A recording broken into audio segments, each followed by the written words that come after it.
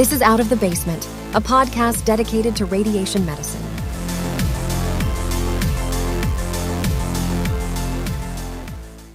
Hello, everyone. This is Dr. Jason Beckta crawling at you out of the basement for the first solo time in 2023 after I transitioned practices from the great state of New York to the great state of Vermont.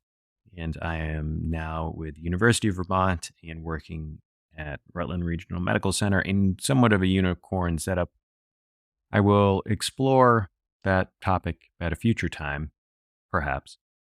But what I learned was that it is very hard to move a young family in the wintertime while maintaining busy clinical practices and yada, yada, yada. I figured the podcast was one of the things that I could jettison temporarily to regain at least a little bit of sleep. So hopefully as things normalize around here, I can get back up to speed with this. But on that note, that was part of the reason I did not get to go to ARRO this year, which I really wanted to do. And it really seemed like an excellent conference. And next year is my goal. I always say that, but I mean it. Down at ARRO in the lovely, lovely 85-degree Florida weather, there was a live episode of the Accelerators. And just to take a step back and really appreciate how things have changed, I guess, globally, but specifically in radiation oncology, to have, especially like ARRO, with a formal sort of relationship with these independent, I guess, media, we'll say it like that, independent media projects of things like Quad Shot and the Accelerators is really great. And then to have the foresight and the interest and the bandwidth to set up something like a live podcast episode was really nice to see. It made my FOMO even harder because that was something that I didn't really expect to see in radiation oncology, but that was really nice. And so my hats off to whoever invented the word Acropolis. Where did that come from? Is that Brian Lally? I don't know, but that I love the branding about that. Great job, guys. So the Accelerators did a live episode at a bar. I don't know which bar. I don't know if it was in the conference center. I got to ask Matt about that more. But anyway, so it was discussing the salient issues of the day, which, as always, salient issue of every day, and involves the workforce of radiation oncology and things around it. And in that discussion, Matt had asked Dr. Emma Fields what she felt was the catalyst between our specialty dropping so far in competitiveness. And she concretely answered that it was what we all call in loving terms and endearing terms, the ABR debacle of 2018. And they wanted to talk about various things of that nature. But when listening to this, I realized that, well, I know exactly what she meant and what we reference when we talk about that time passes, can't stop it no matter how much I try. And we are about one full residency cycle out from when that happened. So what I mean by that is a lot of things change culturally, institutionally, in the zeitgeist, and the debacle, as it were, the higher exam failure rates of 2018 was now a full residency cohort cycle in the past, meaning that 5 years have gone by. And so I don't even know if the kids who are graduating this year were in residency when that happened. I think they might have been interns, but I didn't go back and math this out beforehand because I prepare so well. Math is hard. But anyway, part of something that I get really frustrated with in medicine in general, this is not just a radiation oncology issue, but in medicine in general, is the information asymmetry, in that this is a very complex, highly regulated profession we all work in. And most all of the time upfront in school and residency is centered on learning that pesky thing of how to be a doctor, the medicine part of it.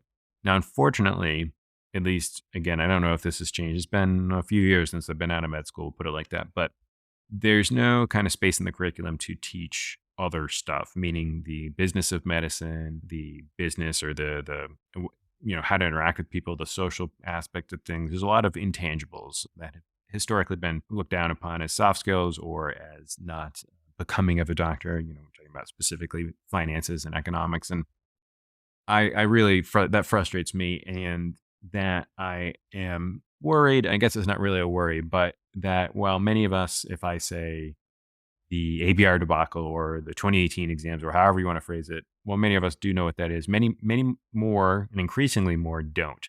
And especially a medical student won't know what that is. And there's really no singular sort of source that you can easily come to have an understanding of the seminal events in our field. So while there's Student Doctor Network, there's Twitter, there's publications, there's all these formal and informal collections of things, there isn't a unifying story, as it were, of radiation oncology. There's no history channel of radiation oncology. And if we're going to continue to have informed conversations about this, we all need to be on the same page. And so what I'm going to try to do is summarize some of the bigger events and also learn more myself. While there's a lot of other things that have gone on that led us to our current situation that for myself, for my own knowledge and benefit, try to learn. And so I'm going to try to summarize all these things up for all of us to have an informed conversation. When she mentioned the ABR debacle, I don't want to put words in Dr. Field's mouth. I don't think she said that. But when she mentioned the exam issues of 2018, what is that? I'm going to try to take a high level view of how radiation oncologists become board certified, how that compares to other specialties in medicine in America, and then specifically what happened in 2018 and what happened subsequently.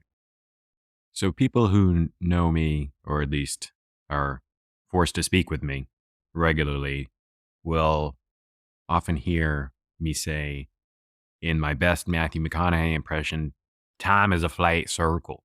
And that is an awful one, but I'm going to leave it in. I'm not going to edit that out. That's from True Detective Season 1, talking about basically how everything that has happened is going to happen again. And I think radiation oncology board certification discussion is definitely one of those things. You can go back, the red journal goes back to 1975, and you can go back into JACR and stuff, and people have been arguing about this since, I think it was, you could get board certified in therapeutic röntgenology. I think that was 1936. I haven't looked at it in a bit, but yeah, people have been fighting about this forever. But as many of us listening to this know, because I don't suspect that there's a lot of non-radiation oncologists listening to me, but the board certification process for us is 4 exams. Traditionally, it's talked about 3, but it is 4 distinct exams. So we have a radiation biology, a radiation physics, a clinical radiation oncology, and those all 3 are written exams, and then the oral exams or the certifying exams, which is taken the year after we graduate residency. Usually some people wait or whatnot, but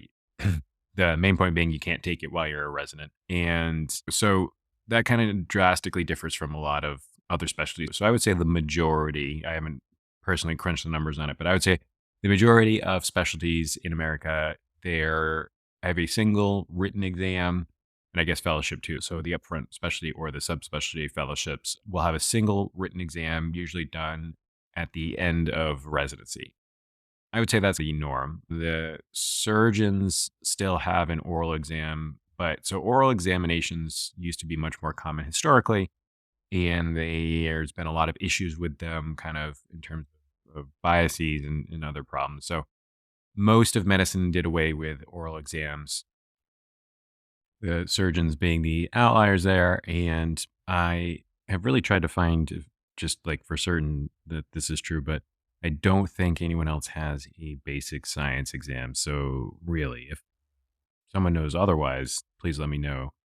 But that all together, the 4 exams, the oral component, the basic science exams, that really makes us unique in many ways. And I won't explore that or editorialize on that further, but that's just the setting. In that setting, the sequence is, or it used to be. So with the pandemic, this has changed, and I took it in the first wave of changes. So I honestly don't even know what the current schedule is, if it's settled in. I think it's now 3 times a year for some of these, but it doesn't matter. Back in the day, it was, and I should say by back in the day, this changed. They used to do all 3. So it used to be rad biophysics and clinical oncology writtens all done in one go.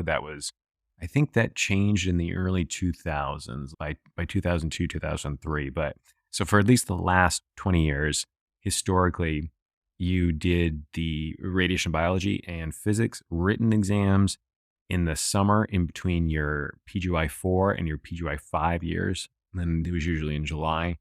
And then you would do your clinical written at the end of your PGY 5 year. So with graduation, also usually in July. And then the oral exam would be done in the spring of your first year of being attending, first full year, if you chose to take it then, because it's not a requirement as long as you did the orals within the first 5 years. I don't know why I used the past tense there, still a thing as far as I know, but that was the flow. And there was always a lot of like consternation programs, at least among the ones that I know of, where we have the usual research year. So there was a publication. I think the average is 9 months. We always just say it's like a research year, but not everyone has a research year. But so oftentimes the PGY 4 year is spent at least partially or completely on elective. And usually a whole big chunk of that towards the end was spent on studying for radiation biology and physics and taking that before returning to the final year of full-time clinical practice or residency training, whatever. The 2018 is special because of the abnormally high failure rate. So I've thought about a lot of how best to talk about this for those who don't know. So I think I'll just start with kind of a timeline or go with a timeline. So there is a very interesting paper, an editorial published in PRO by Dr. Amder and Dr. Lee called Thoughts on the American Board of Radiology Examinations and the Resident Experience in Radiation Oncology. And the timing is important to note here because this came out it was published online in March of 2018, but the official publication date is September of 2018. And why that's important is that it was written and put out into the world before the exams of 2018 and not after, but the official publication date makes it seem like it was in response, but it was not. It predates it. What I thought would be the most helpful for all of this is to actually have transcriptions of the papers themselves. So I'm going to reference a couple papers and letters here and stuff, because a common theme in everywhere is to just read headlines and tweets and responses and not the actual articles themselves. By making this an audio transcript, I am forcing everyone to read the paper in pieces with me. So the intent of this paper is that Dr. Amber and Dr. Lee feel like the board examinations had been increasing in difficulty. Our argument that the ABR board certification examinations are becoming more difficult depends on comparing standardized tests that all radiation oncology residents take before, during, and after their training. The USMLE Step 1 and 2 examinations are reliable indicators of medical knowledge and test-taking ability. They are designed as criterion-referenced and are not normatively scored. Crucially, scores on these tests have been demonstrated to predict success in board certification for a number of disciplines. Mean Step 1 and 2 scores increased every reported year between 2005 and 2016, with a linear regression best fit line analysis confirming a strong positive trend of better results in more recent years, p less than 0.005. The magnitude of improvement in both step groups was large, approximately 1 standard deviation, 20 points. In contrast, there was no substantial improvement in the first-time pass rate over time in any section of the qualification examination or in the certification examination.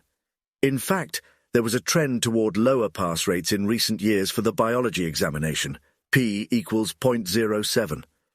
If the difficulty of the ABR tests is constant, then one would expect an improvement in pass rates because the radiation oncology resident pool is enriched with residents who perform well on standardized tests. They have a table in the paper where they basically show what they just described there of from 05 to 2016 and the step 1 and step 2 scores in comparison to the clinical physics, biology, and the oral exam. And historically, the written clinical exams had a pass rate of around 90 to 95.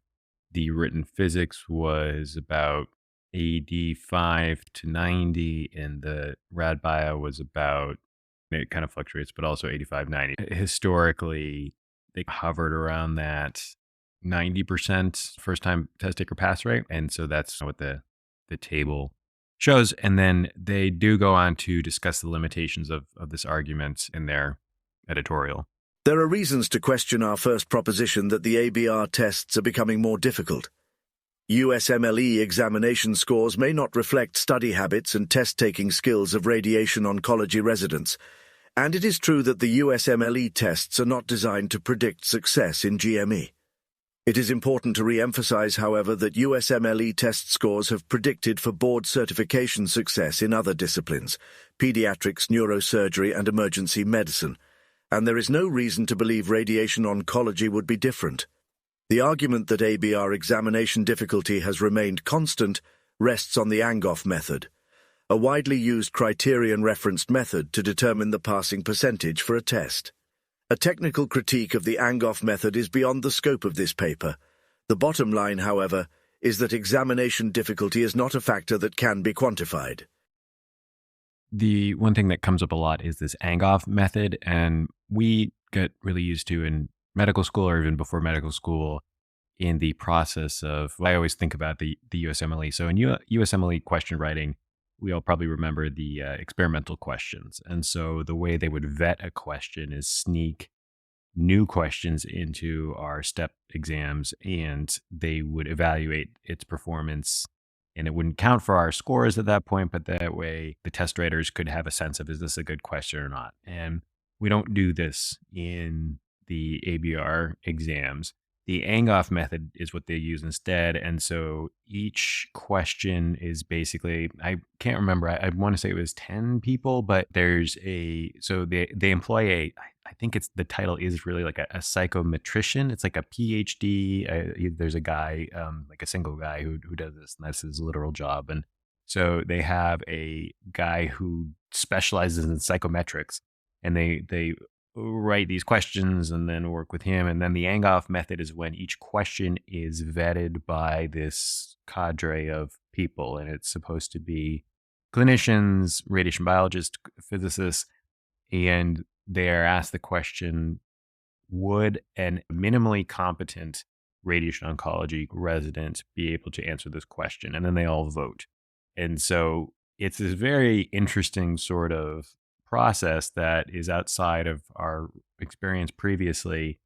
But yeah, so the USMLE, and I think the MCAT does that too. I don't even remember anymore. But whereas other standardized tests will vet their questions with the study population, as it were, this is done by a bunch of volunteers who are, I would imagine at least mid to later career, people from each aspect of these exams, voting on would a minimally competent resident get this question. And then the results of that voting is, as far as I can tell, because again, this is a pretty black box process, the results of those votings are then tabulated together, and then that becomes like the passing score. I am intentionally not being very detailed here because it is just not entirely clear to me about this process, because it is really a black box. So I would encourage people to go read about the Angoff method, but the key point being that it's just people voting on would a minimally competent resident be able to get this question right. So then the editorial concludes with the following. At present, in our opinion, almost all senior residents in good standing in ACGME-accredited programs possess the knowledge required of a competent clinician. In our view, a failure rate of about 10% is too high for any examination section, and the chance that a given resident will fail at least one of the 4 examinations is substantially higher. Summary data not available from the ABR or ACGME. If we accept the proposition that ABR exams are becoming more difficult to pass, why might this be so? One plausible explanation is that the ABR feels that it must maintain an approximate 10% failure rate to fulfill its mission of maintaining public trust. Another possible explanation is that examinations are becoming more difficult because experts have consciously or unconsciously raised the threshold of competence that is central to the Angoff process. These 2 authors have participated in the Angoff procedure at the ABR, and we believe it is at least plausible that experts may feel that the bar should be raised as the quality of diplomats increases.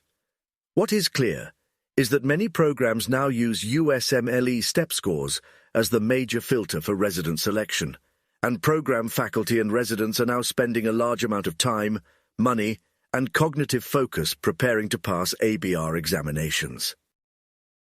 So they hit on a very important point here, which is that people are fallible. We all have our own conscious or unconscious beliefs and biases, which is just obviously so much of the conversation just in general.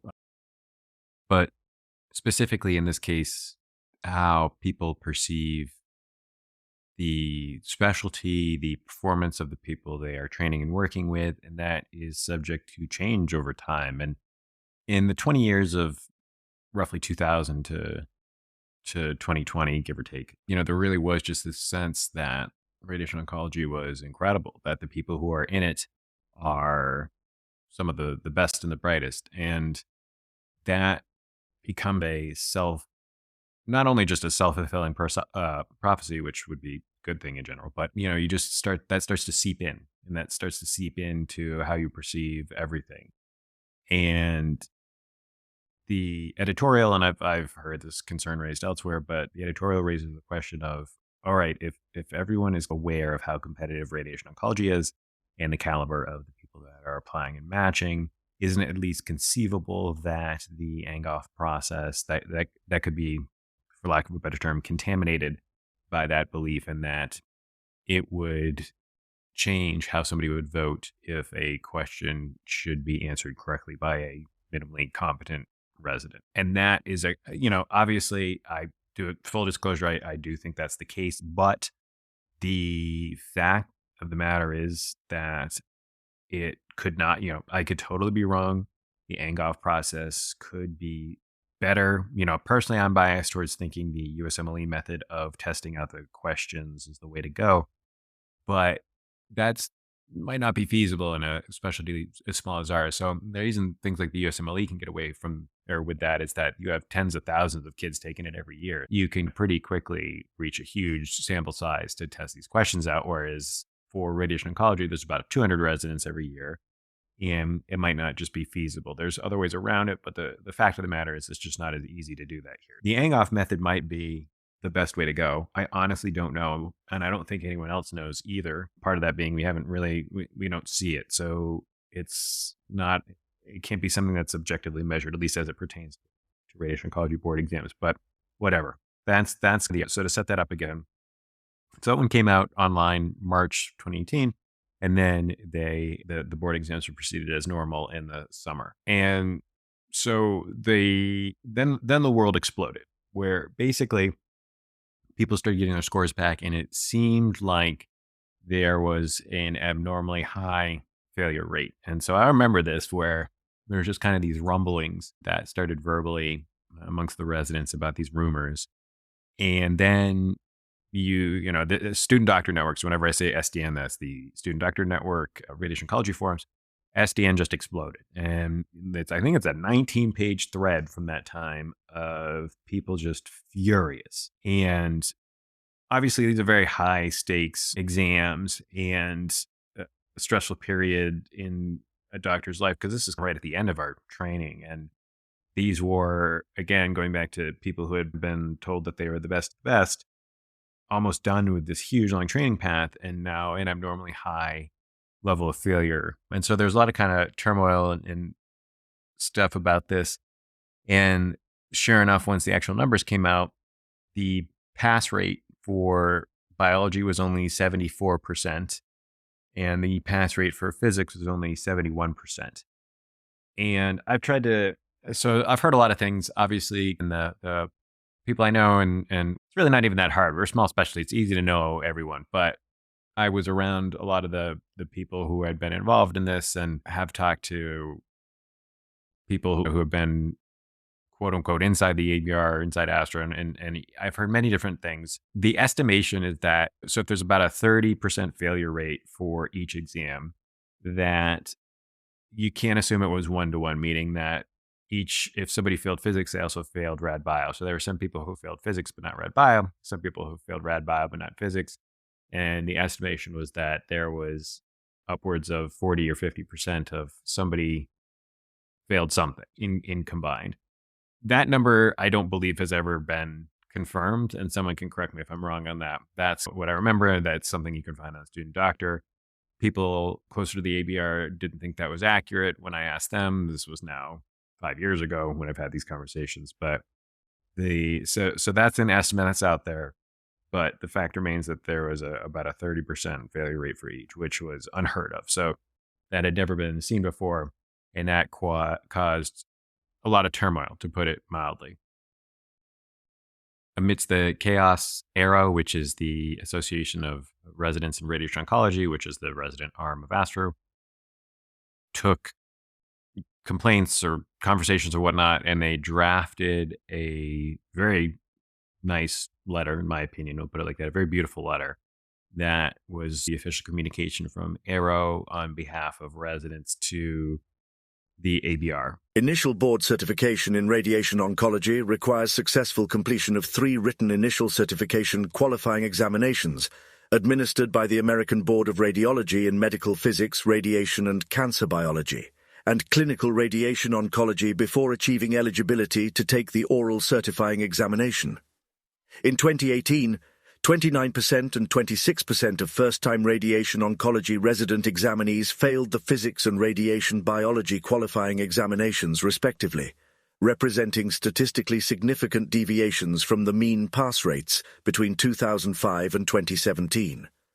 Proposed explanations by stakeholder organizations have attributed these results to a lack of clarity regarding up-to-date reference study sources and heterogeneity of teaching standards across programs, or that the question writers consciously or unconsciously raise the threshold of competence that is central to the ANGOF process.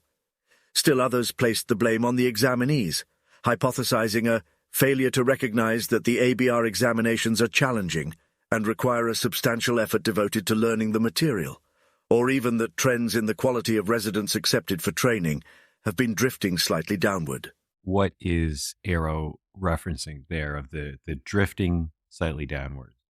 That is the now infamous, editorial that was published by the leadership of the ABR, of the RadOnc side of the ABR, in response to the Amder and Lee article. So it was in PRO, and that came out, as far as I can tell. Again, this is hard I tried going back into the Wayback Machine to get more precise dates, but maybe I can tee this down. I think I have it in my notes somewhere. But anyway, you know how journals work. So we had the in-press online thing from Amder and Lee in March, and then the exams and all this stuff happened. So all of this is happening. The exams used to be taken in July.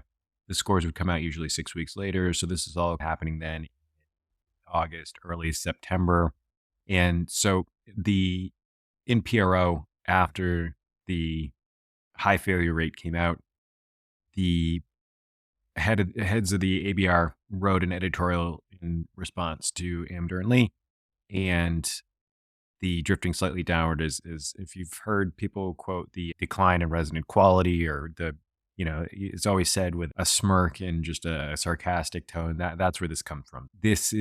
Here are snippets of that editorial, and basically the head of the ABR's leadership responding to that editorial and to concerns about the high failure rate.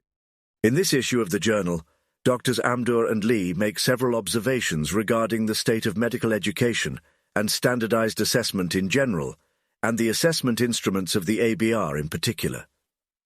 Although we recognize their intent as experienced and committed educators, we disagree with their conclusions related to the qualifying, computer-based and certifying oral examinations administered by the ABR. Regrettably, we believe that the authors have developed their hypothesis based on flawed reasoning and personal observations, as they specifically indicate. We base our belief on several critical issues.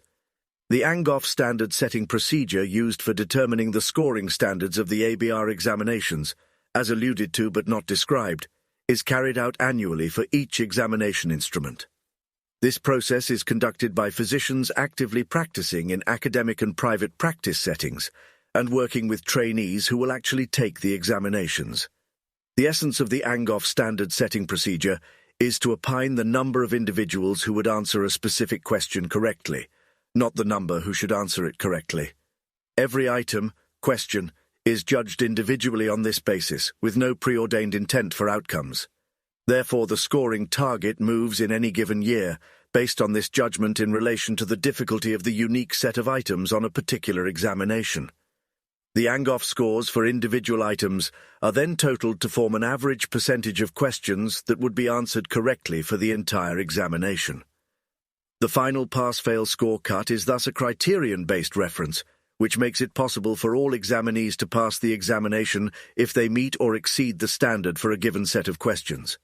To support this element of their hypothesis, the authors refer to a manuscript by Becker et al. Describing the process, policies and background of ABR examinations, and interpret a statement regarding a responsibility to maintain the public trust as an ABR established policy regarding maintaining an approximate 10% failure rate. In fact, that publication makes no such linkage of the issues, and the only mention of an approximate 10% failure rate is a response to a hypothetical question posed by an outsider. The ABR has never set an arbitrary or norm-referenced passing standard for written or oral examinations, and has no intention of doing so. I really like having that read aloud to hear that as the response and the tone of it. And it is, I find it somewhat confusing. So as you can see, that's when I was trying to explain what the ANGOF method was. That's what I was trying to summarize. And I'm still just as confused as ever. But very interestingly, so one of the arguments from the Amder and Lee editorial was basically that the obligation, the perception was that the ABR was under obligation to have a 10% failure rate, because what is the point of having these certification exams if you have everyone passing it? And they are, so when in the Amder and Lee editorial, that citation was from a 2013 Red Journal paper responding to kerfuffles about that. So I'll talk on this at the end about what was going on in 2013 with the board exams. But so, you know, I if you go and follow into that reference and what they're talking about, here is the relevant excerpt from that paper. According to the standards for educational and psychological testing, the level of performance required for passing a credentialing test should depend on the knowledge and skills necessary for acceptable performance in the occupation or profession, and should not be adjusted to regulate the number or proportion of persons passing the test. The cut score should be determined by a careful analysis and judgment of acceptable performance. The ABR's standard setting process is the ANGOF method, the most widely used among certification and licensing examination sponsors.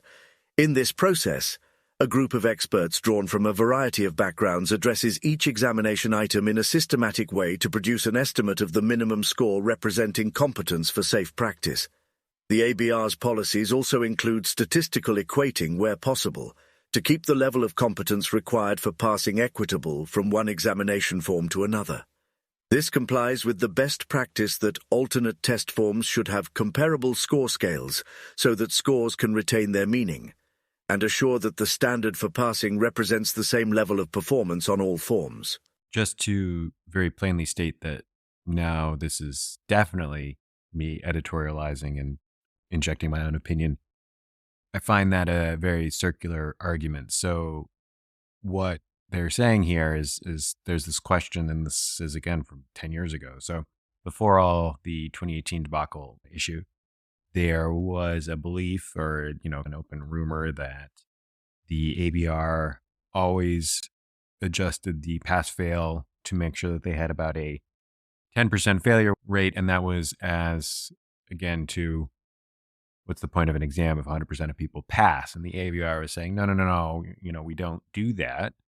What we do is, and they use very flowery, complicated language, but they're basically saying that their process is intended to standardize the experience, the pass rates, to make sure that each successive exam is in line to be with a similar sort of pass rate or is equitable with previous exams. The interesting thing about that, it's a circular argument. So sure, they don't have an outright policy saying we have to fail 10% of people every year. What they're saying is that we have to make sure each exam is in line with previous years. So if in previous years every exam has a 10% failure rate, then by the transitive properties of standardization, that means that you're going to have a 10% failure rate. I don't know. I don't know if that's arguing in good faith. Again, these are very complicated, and I don't think there's, just to really be clear, I don't think anyone's a bad actor here. I think that these are very complicated sort of questions without clear answers. And everyone is doing their best, and you're involving organizations. And I don't know who or what.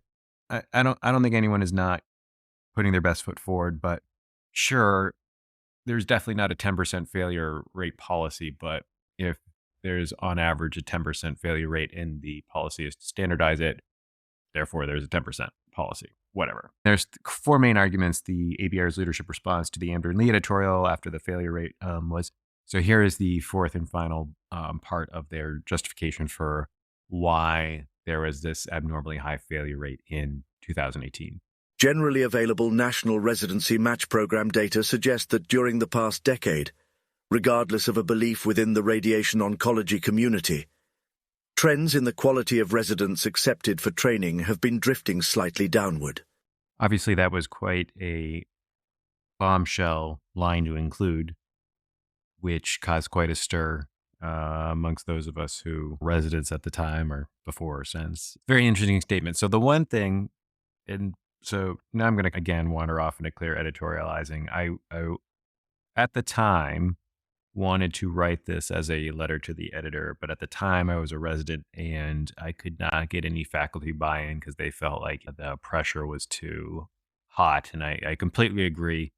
Obviously, the fact that I am sitting here doing any sort of podcast, let alone this one, shows what kind of personality I have and why I would even suggest such a thing in my youth. I was exuberant to even ask anyone to do that. I don't blame them. I would not have written it either, because what people don't realize, I guess those of us who lived it did. But so for those of you who are more junior in your career, this was peak golden era RadOnc. So we just all felt like we were lucky to have a seat at the table at all. And that caused a lot of these problems. But there was a culture of you did question these things, because if you did, you might get blacklisted and not get a job. And again, this was not, for anyone who's listening who's in medicine, I don't need to really spell this out, but these are not like overt policies. These are not the things. It's just how it is. And it was very intense at the time. And I'm sure even at a certain point. So for me, I'm now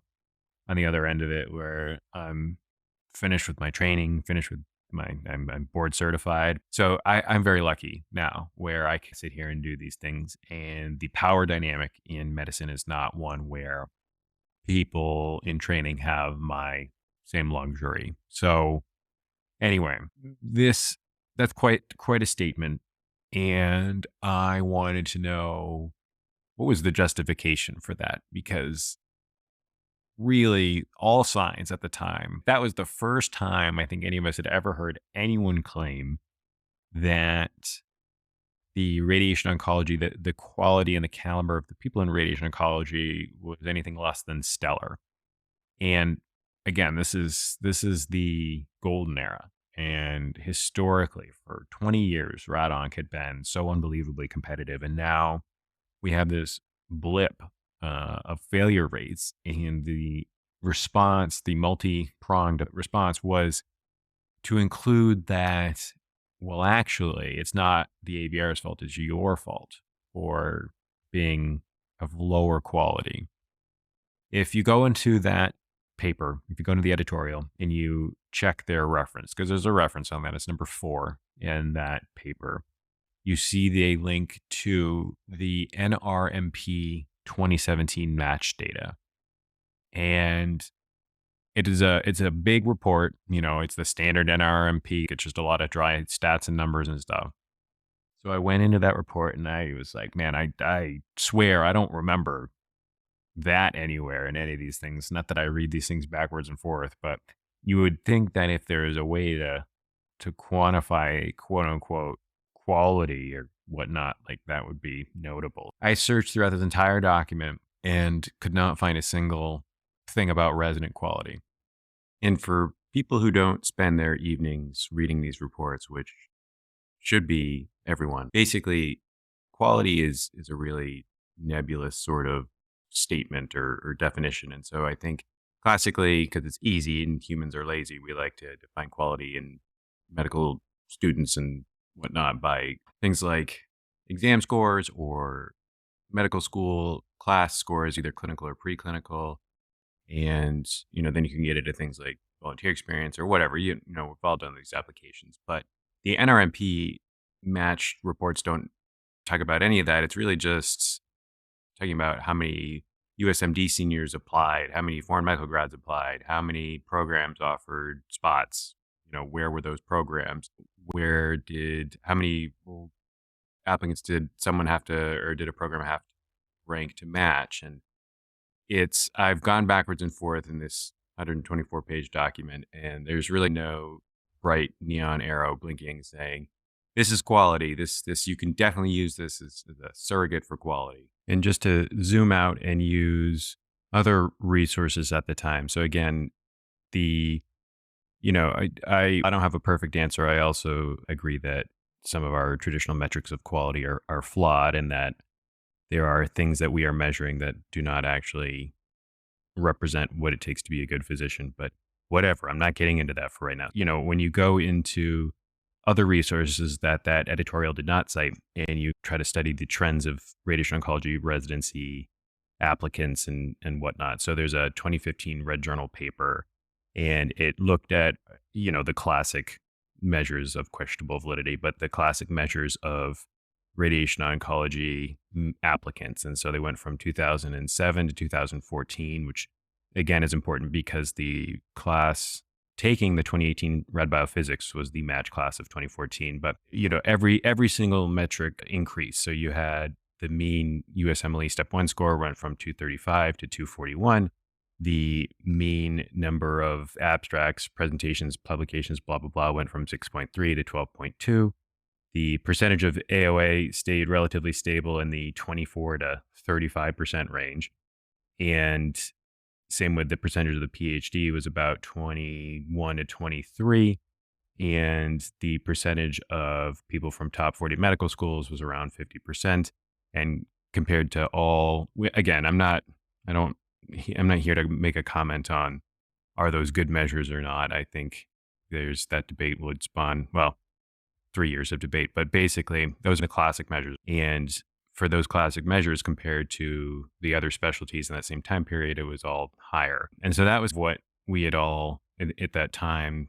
There wasn't a lot of these things, but that was the general sense, was that by the classic American medical school measures and metrics, that radiation oncology was among the highest of those classic measures, and was therefore, that was part of the reason why it was so competitive. And so to hear anything contrary to that was surprising and was unexpected. We'll put it like that. So returning to the 2017 match report that the editorial cited, I spent a long time going back and forth trying to figure out what this statement was based on.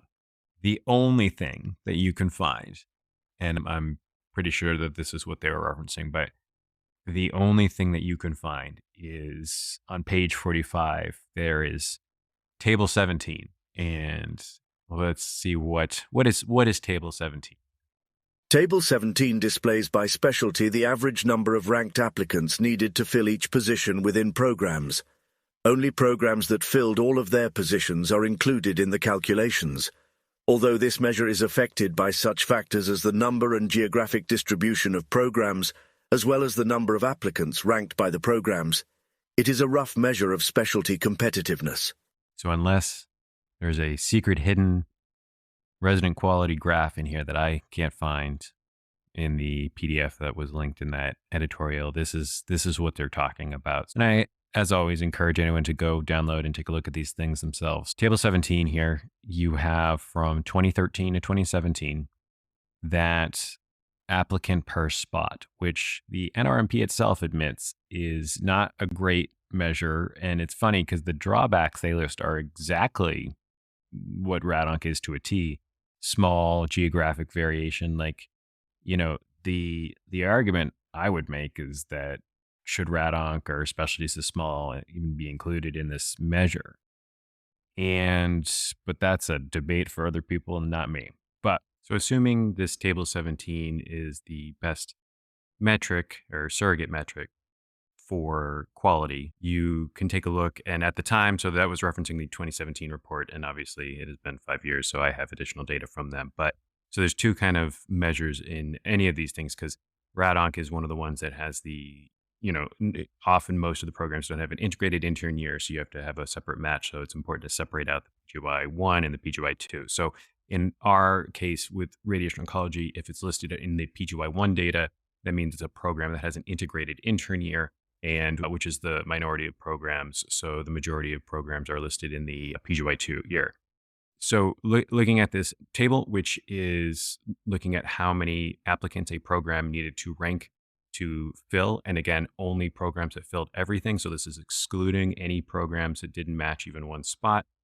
From in 2013 for PGY1, meaning the minority of the integrated programs, we have 5.3, then 2014 at 7.7, 7.8, 7.3, and 4.5.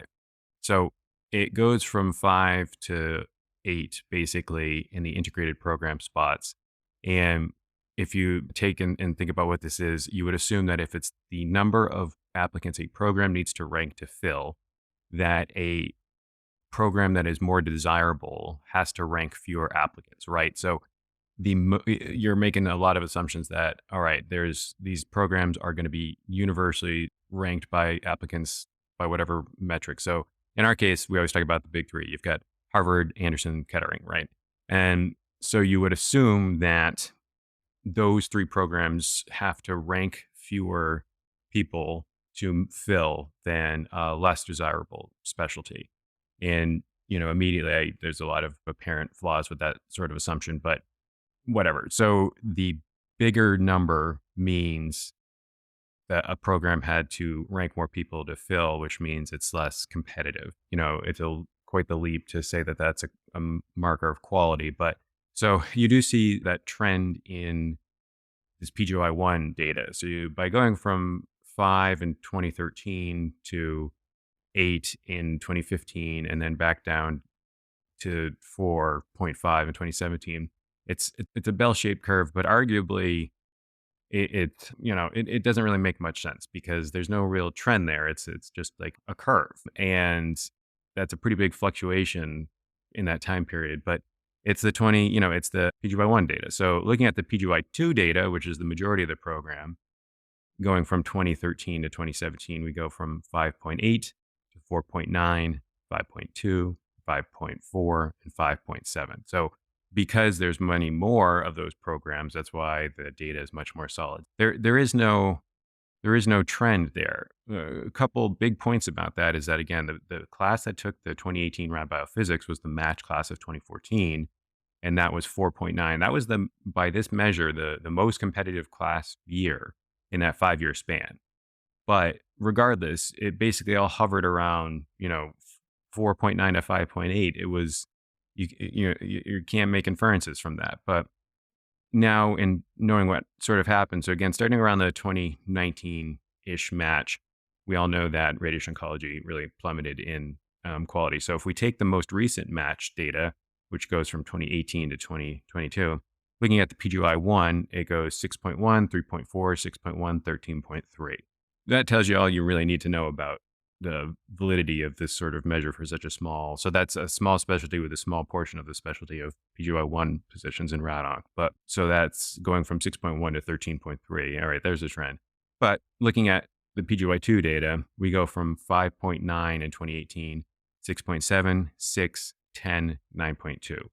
So that's the trend. That is, if you're going to take this and infer quality, I think it's pretty clear to me, at least, that in that 5-year period that is cited, the quality was pretty stable if you're going to use this, which I don't think you should.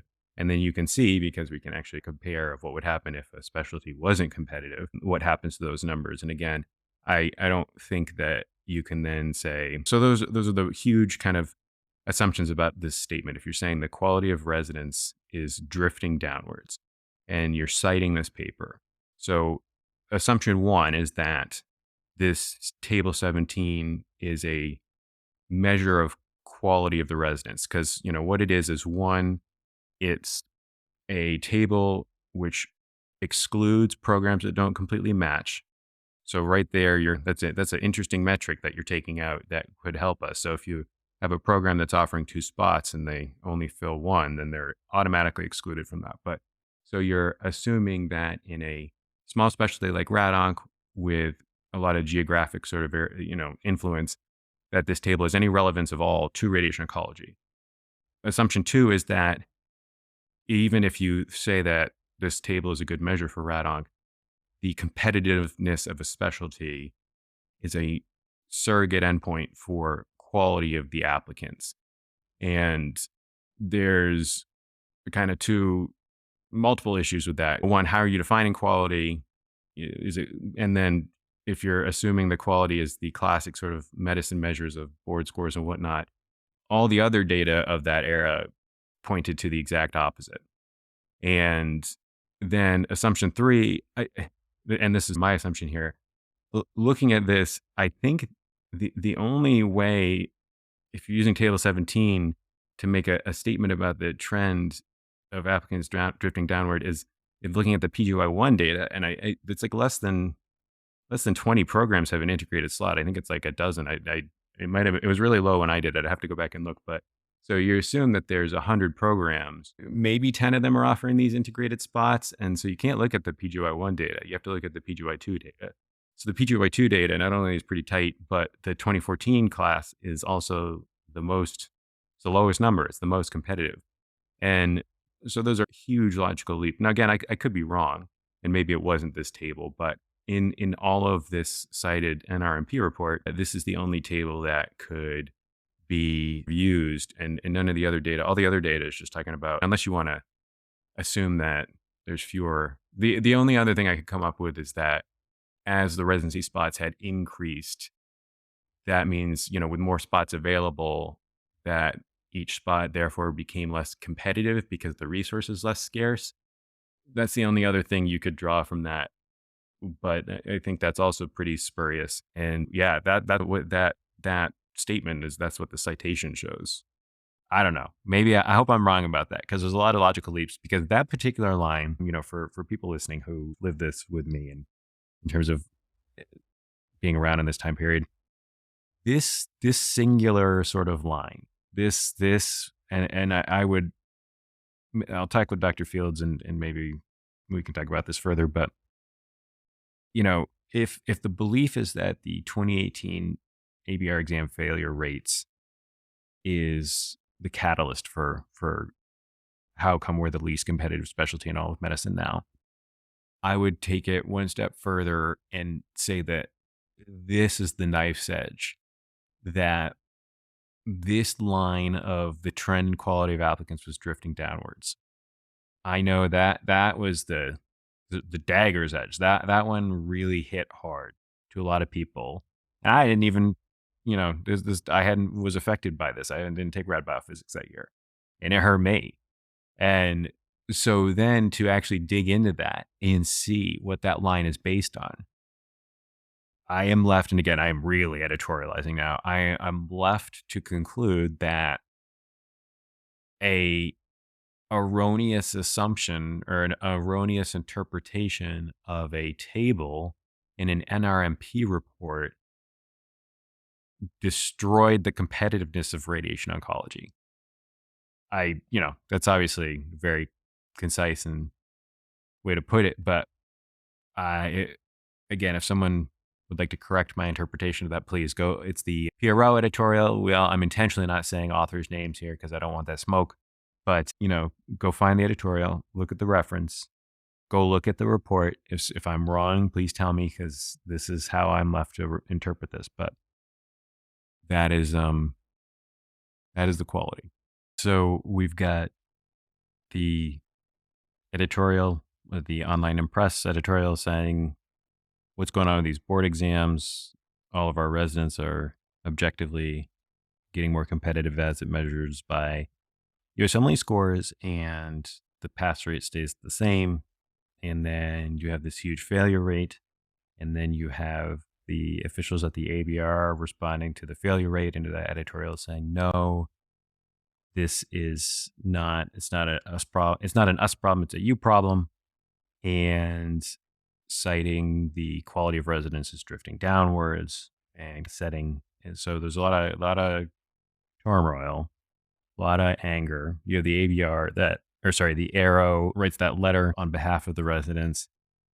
And there's a lot of solutions that were proposed. So a lot of people wanted to have more transparency, or in that kind of having a deeper explanation, like a recount almost. You had some people wanting to have a mid-year retake because, again, with how crazy RadOnc is for our board certifications, this really throws things off. When you've got 4 exams that span 3 years that last into being an attending, so a lot of people were asking for a mid-year retake, and the officials at the ABR sent a letter to program directors addressing some of these requests or these concerns. And here's an excerpt. The variance from the average passing standards over 5 years for the biology passing standard is exactly the same as the average over the past 5 years. We are aware that the physics and biology pass rates are below those attained on the clinical radiation oncology exam, and suggest that the lower scores in physics and biology, in contrast to clinical, may be multifactorial. However, the ABR exam delivery process has been unchanged, and all scores are verified multiple times prior to publication. One factor in the lower physics and radiobiology scores may be a lack of clarity regarding up-to-date reference study sources and heterogeneity of teaching standards across programs. We are working with our committee chairs to develop a more useful study and reference guide for trainees, and are encouraging stakeholders in the academic radiation oncology community to create greater consensus regarding curriculum content and teaching methodologies. The ABR stands ready to work with stakeholders to assure that trainees are receiving the optimum preparation for their future careers, and that we are continuing to appropriately assess their understanding of that material. We appreciate your support in this regard.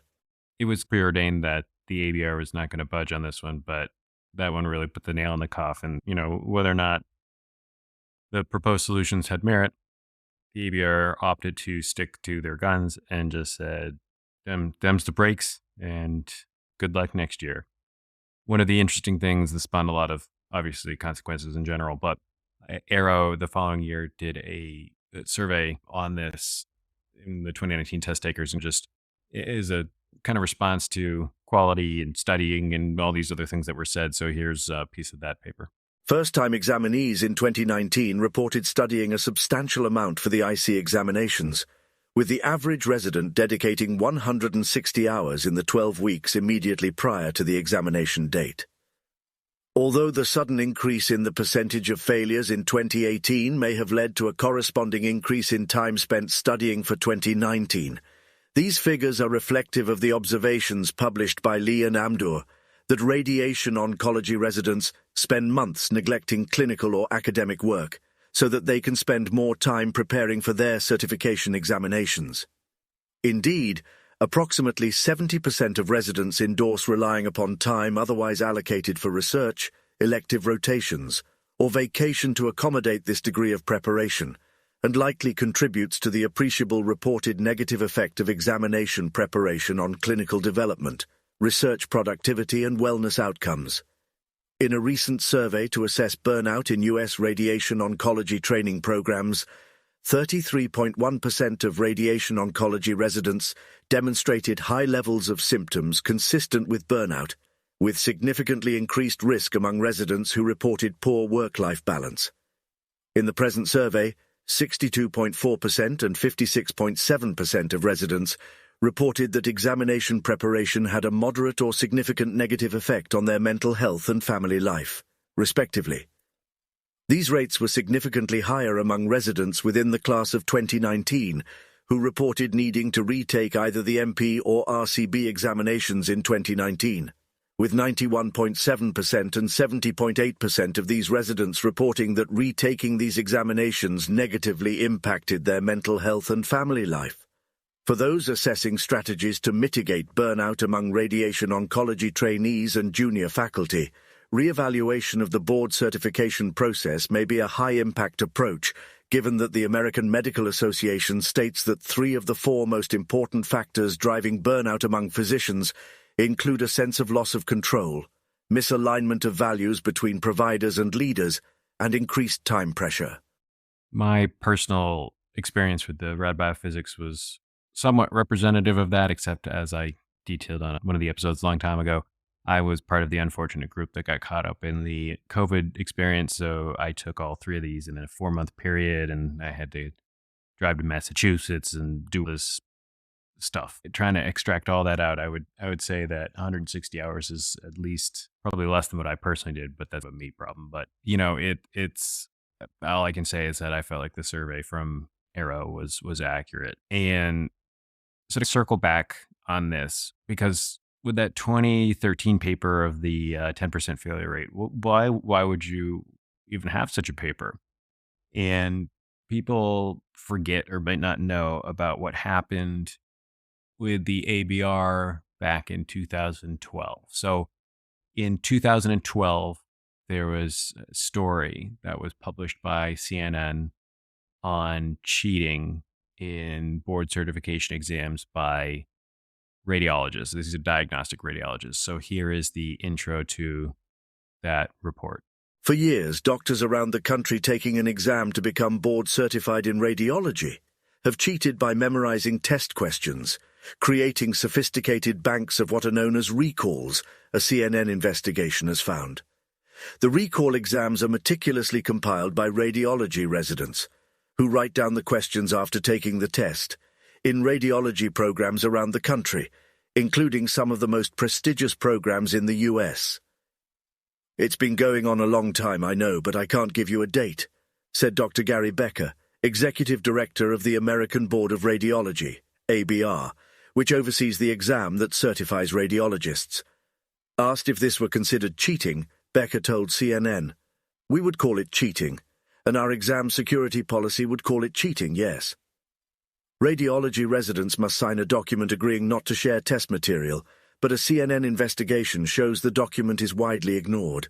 Dozens of radiology residents interviewed by CNN said that they promised before taking the written test to memorize certain questions and write them down immediately after the test along with fellow residents." I was in med school when this happened and had friends who were either starting radiology residency or were in it, and I remember this being such a big deal. I had forgotten all about this until the 2018 issue happened, and so I've gone back, as is my nature, and read through a lot of the things that were written around this time. My favorite one being one of these retired radiology people who volunteered with the ABR and was a board examiner. There's just amazing editorial that they wrote, and here's one of my favorite pieces of it. Given the added costs of an oral examination, why did the ABR continue these examinations for decades after other boards had discontinued them? One possible explanation is that an oral examination is inherently more psychologically traumatic than a written examination, and therefore provides added incentive for residents to study and learn. Until recently, it also provided examiners an opportunity to teach. On my first day as an oral examiner in 1985, I spent the morning observing Jack Edicon, a trustee of the board, examine candidates. He made it clear that he viewed this as an opportunity to educate the candidates and perhaps even our entire specialty. To this end, he kept a group of unusual personal cases that he showed to those exceptional candidates who had already passed his musculoskeletal section of the examination. He pointed out to me and other novice examiners that the resident network would pass along these cases, and eventually most candidates would recognize that entity. I emulated Dr. Edicon for as long as examiners were permitted to show a few of our own cases. I particularly remember an example of calcific tendinitis of the longus colli. No candidate got the answer to that case the first year I showed it, but within 3 years almost every candidate knew the answer, and I had the satisfaction of knowing, or at least thinking, that in a very small way I had added to the knowledge base of a generation of young radiologists. This anecdote suggests that recall cheating has been around a very long time. To fully discuss that passage is far beyond the scope of this. And yesterday we're at an hour here, which was not my intent, but the story ended up being bigger to tell than I anticipated. Perhaps I'll explore that at a different time, but it's something to think about. I included it here for a reason, something to think about. But, in 2012, this story broke and the ABR completely revamped the diagnostic radiology exam system. So I think this was the year they did away with orals, or where they switched to what is now called the core exam. Even I don't have limitless time to know the intricacies of a different specialties exam system, so I won't go into that. But, that was 2012. That was part of what prompted the 2013 paper in the Red Journal. And then we had our issue, the 2018 failures 6 years after all this. Very interestingly, diagnostic radiology in 2019 had a similar sort of explosion. So they had a 16% failure rate of their core exam, which is like as the name suggested, that's not broken up anymore. It's this one big, I think diagnostic has two big exams. So the core exam is the first one. And someone can correct me if I'm wrong on that. But 2019, there was a whole similar sort of explosion in diagnostic radiology about their exams and this very high failure rate. And I believe, I'd have to look it up, but I believe that the ABR on that side chose to send out an email about the high scores, but like people didn't have their scores yet. They did something in an interesting way that caused a lot of anxiety. And, I'm going to put my tinfoil hat on here because if you look at the diagnostic radiology part of it in the core exam, in 2016, they had a 91.1% pass rate. 2017, it was 93.5. 2018, it was down to 86.2. And in 2019, it was 84%. It's interesting to note that the Amder and Lee editorial came out in the spring of 2018, prior to the written examinations were being disseminated.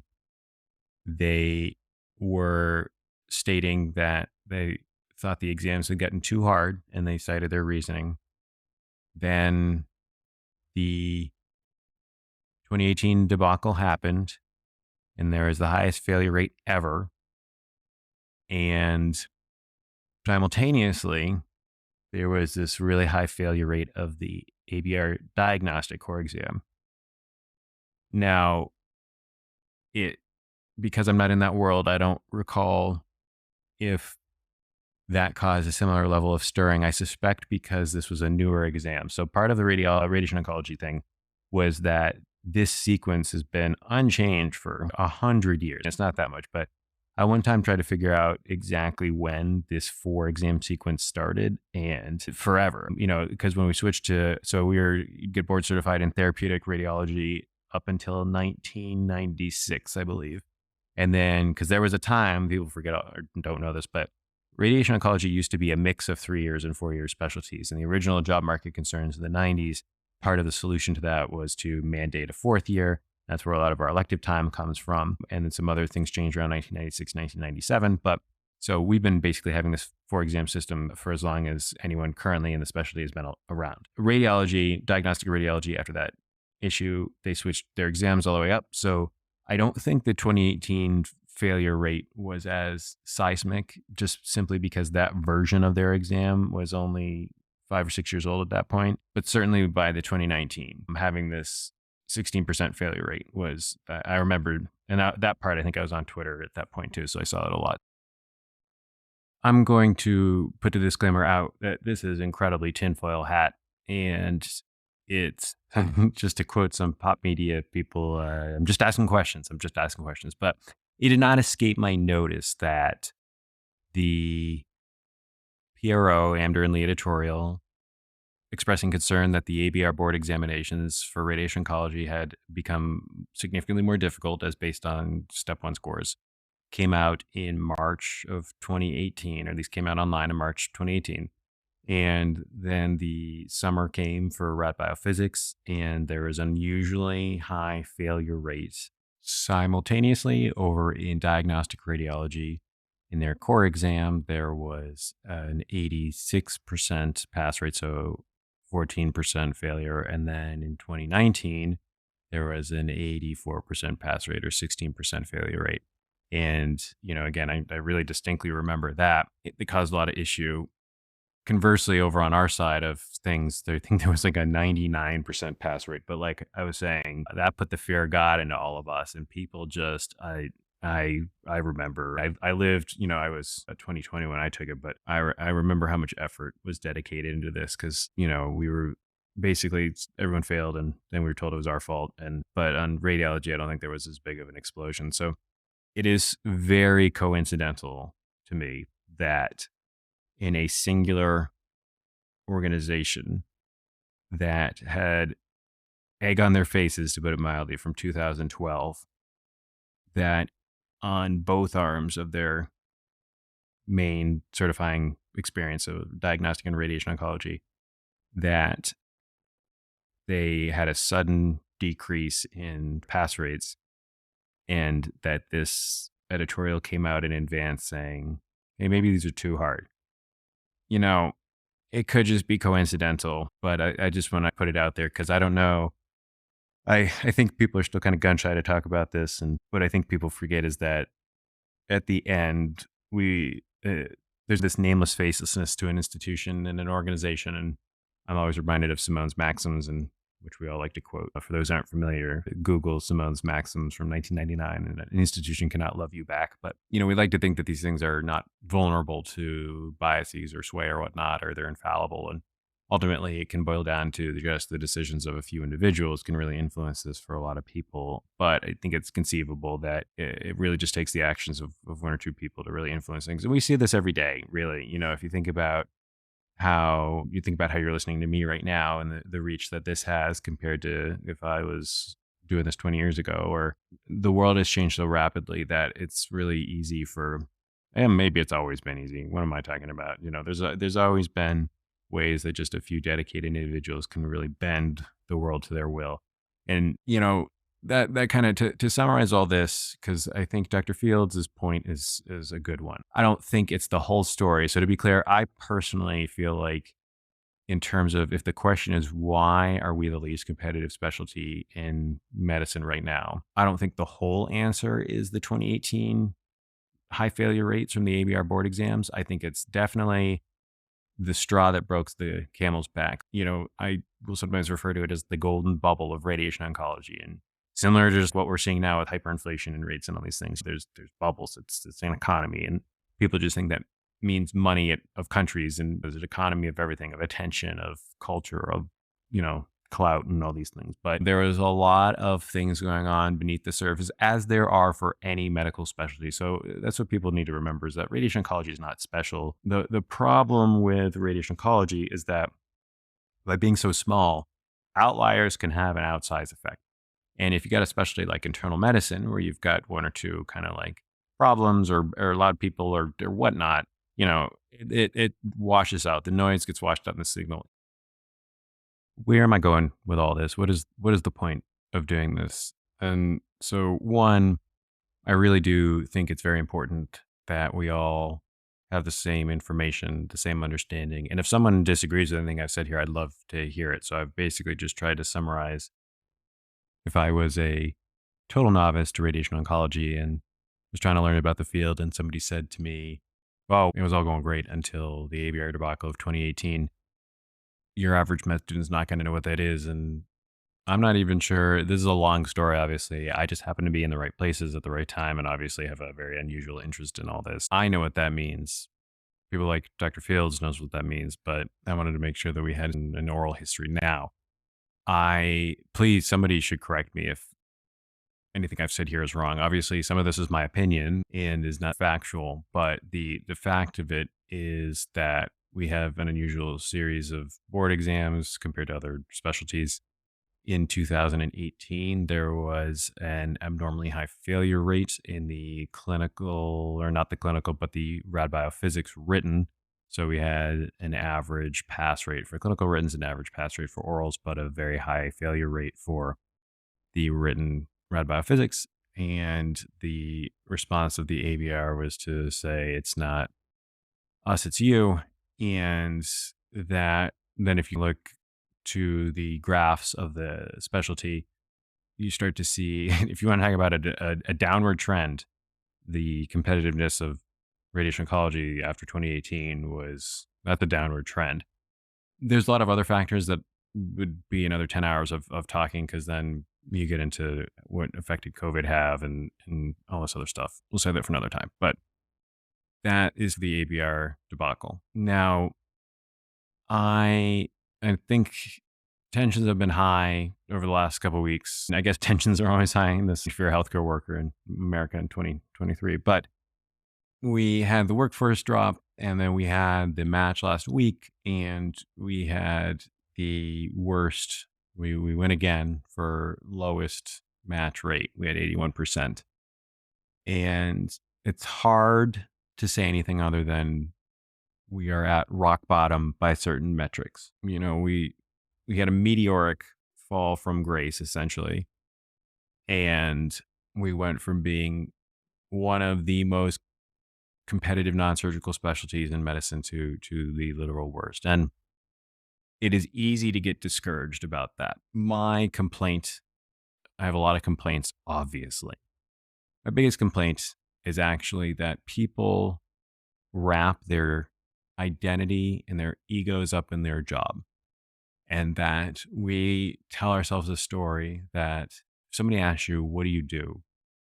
Most of us would say, I'm a doctor. And then you'd go on to other things. Whatever you answer first, no, you might not say that out loud, but when I say, what do you do? The first thing that pops up is I'm a doctor, or I'm a med student, or whatever. I would argue that's not healthy and that's not good.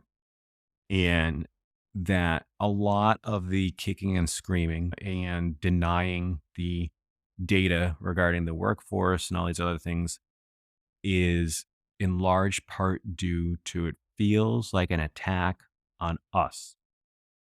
By saying we are the least competitive specialty in all of medicine, people are internalizing, I am the least competitive. I am not good.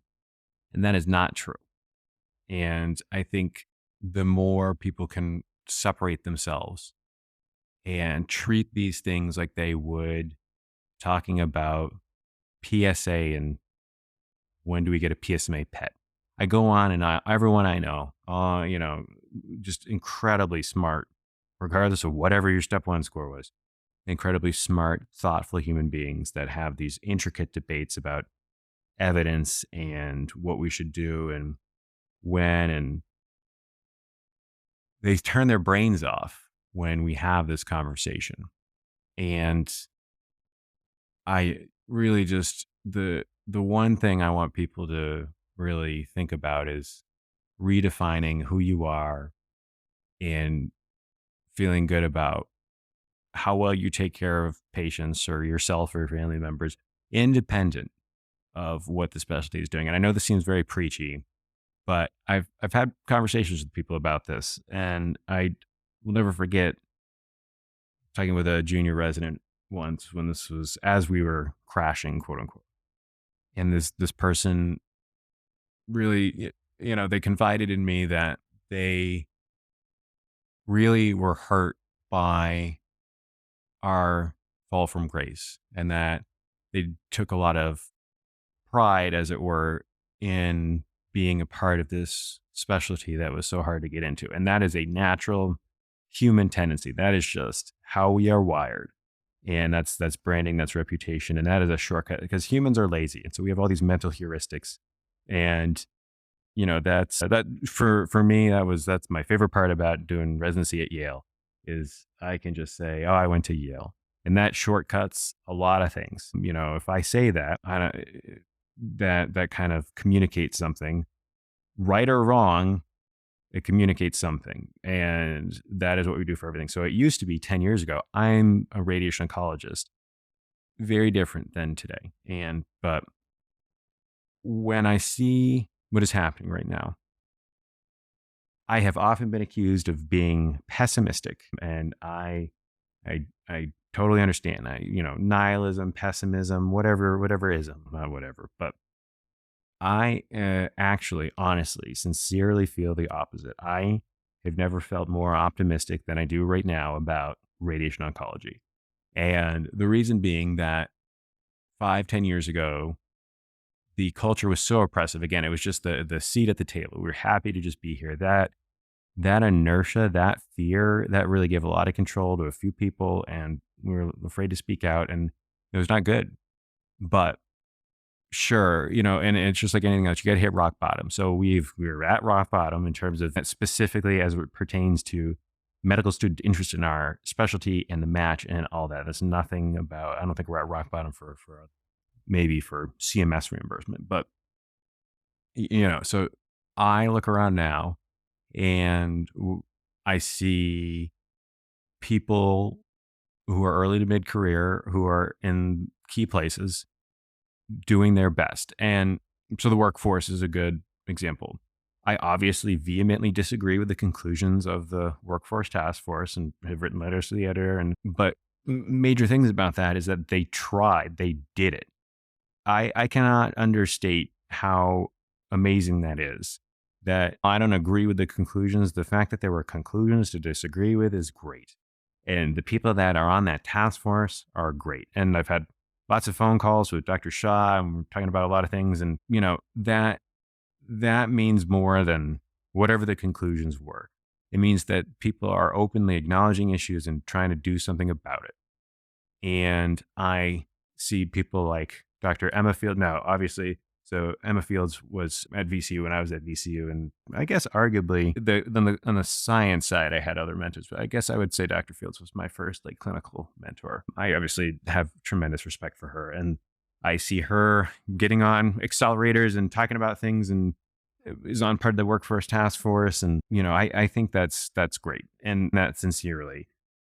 And this is going to take a long time, and it's not going to be tomorrow. And I would still say, if you're a med student, I would look elsewhere. But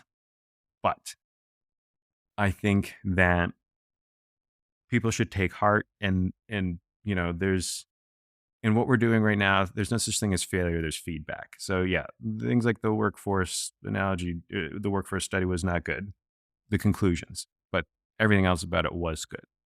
And there's the ABR debacle. The reason the ABR debacle, to call it that, was such a big deal was the response to it. To publish an editorial saying that the resident quality is decreased and that's why the failure, that was not the response that should have gone out. And because, let's say my tinfoil hat thing is true. Let's say the ABR was like, we need to show the public, or for whatever reason, we think this is too easy. We need to fail more kids. And if I think, well, obviously that would have spun us off in a different direction, but if they had said, yeah, you know what, we did do that. We did turn the volume up a little bit, and we hear you, and, we're not going to do it again, or whatever. There was a lot of other ways to respond to that, if that was true. I'm not saying that was true, but the way they responded was probably almost the worst way to do it, where they kept the process hidden.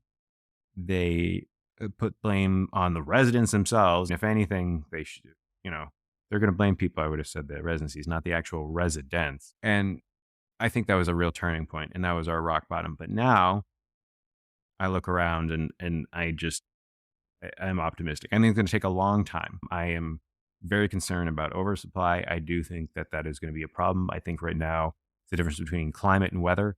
And I do think that because the increased retirements, that we are seeing an artificial sort of reprieve from the job market issues. And I am very concerned about that, assuming nothing changes. Now, this is the key message, is that none of us can see the future. So when people like me sit out here and say, oh, oversupply or whatnot, I cannot see the future. If I could, I would be living a very different life. And we don't know what's around the corner. And the people, and this will be a future episode, in the 90s, when people say the skies are always falling in radiation oncology, in the 90s, there was higher concern about the job market. Very interesting story about everything that went on back then. Nobody predicted that IMRT was going to come around and it was artificially going to buoy the specialty for another decade and a half. And nobody saw that. Maybe a few people sitting in New York City did, but I don't know what's around the corner. I don't know what's coming around in 5 years. The one thing I do know is that we are at a unique point in history with so many things change. And really mad about this in one sense, because I don't want to be an early career physician living through history. I want to just exist sometimes. But I think with the pandemic, with everything that we've had to adapt and are still adapting to, very importantly with changes in technology. So if you think about the NCCN guidelines were only invented in 1996, and they've 20-fold increased in complexity, and knowledge in general has increased in complexity to an unreal amount. And then recently we're looking at deep learning and neural networks and AI and what's been released recently with AI, envisioning what is the meaning of these sorts of exams. Part of the testing for things like GPT-3 and 4 and ChatGPT and those things is they pass medical exams. And so then the question becomes, if a machine can pass these exams, value, is this really what we want to be testing each other on? And for anyone who doesn't pay attention to that, which I don't know how in our field you don't, but from day one, this podcast I've used an artificial platform, an AI editor. These transcriptions that is reading that's been throughout this, that's AI. Those aren't people, it's AI.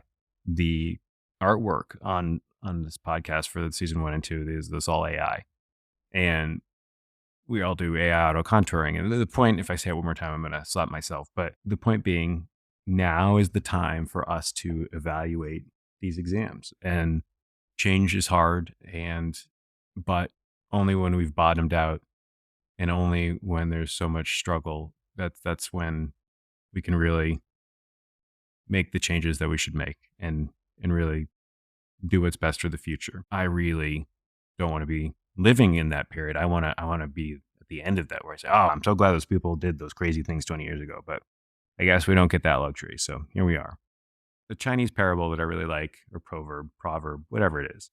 And we'll leave you with this. And this is way longer than I thought. And I apologize. And future ones will be shorter. But I hope that people start to feel as optimistic as I do and start to apply the same intense level of critical thought and analysis to the data about our workforce and our specialty as they do about breast fractionation schemes. And I will leave you with my favorite way to think about my life and everyone else's life too.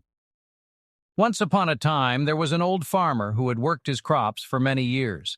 One day, his horse ran away. Upon hearing the news, his neighbors came to visit. "Such bad luck," they said sympathetically. "You must be so sad." "We'll see," the farmer replied. The next morning, the horse returned, bringing with it 2 other wild horses. "How wonderful!" the neighbors exclaimed. "Not only did your horse return, but you received 2 more. What great fortune you have!" "We'll see," answered the farmer. The following day, his son tried to ride one of the untamed horses, was thrown and broke his leg. The neighbors again came to offer their sympathy on his misfortune. "Now your son cannot help you with your farming," they said. "What terrible luck you have." "We'll see," replied the old farmer. The following week, military officials came to the village to conscript young men into the army. Seeing that the son's leg was broken, they passed him by. The neighbors congratulated the farmer on how well things had turned out. "Such great news! You must be so happy." The man smiled to himself and said once again, "We'll see."